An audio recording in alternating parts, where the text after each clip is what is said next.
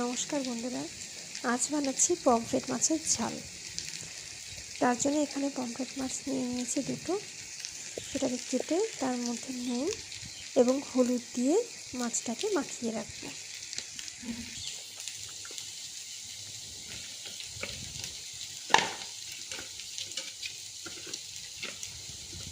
এবার মাছটাকে হলুদ এবং লবণ মাখানো হয়ে গেলে কড়াতে তেল চাপিয়ে দিব।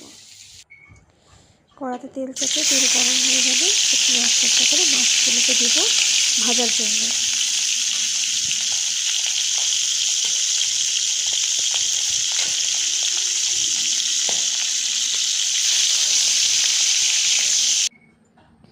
এবার তেলের মধ্যে আমি কালো জিরে আগে দিয়ে রেখেছিলাম।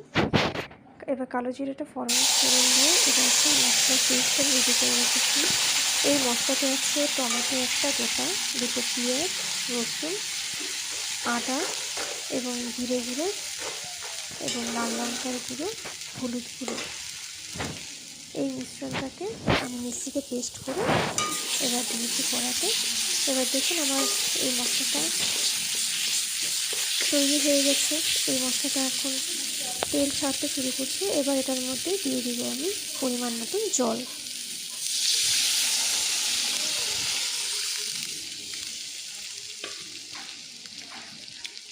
এবার ঝোলটাকে একটু ফুটাতে দিব।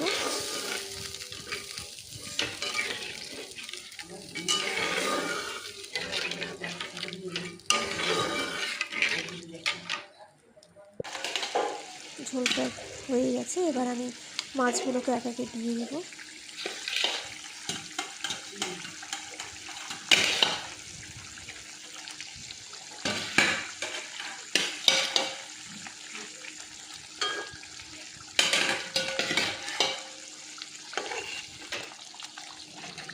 এপাশ ওপাশ করে দেব মাছগুলোকে।